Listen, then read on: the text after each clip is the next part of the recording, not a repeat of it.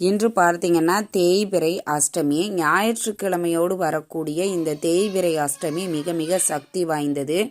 இந்த நாளில் மாலை 4:30 மணியிலிருந்து 6 மணி வரைக்கும் இருக்கக்கூடிய ராகு கால நேரத்தில் இந்த மந்திரத்தை சொல்லி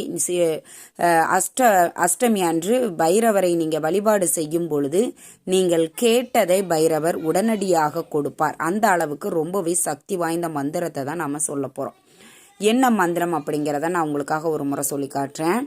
ஓம் கிராம் க்ரீம் க்ரூம் க்ரைம் க்ரௌம் ஷம் சத்ரபாலாய நம அப்படிங்கிற இந்த மந்திரத்தை இன்று மாலை 4:30 மணியிலிருந்து 6 மணி வரைக்கும் இருக்கக்கூடிய ராகு கால நேரத்தில் சொல்லணும்.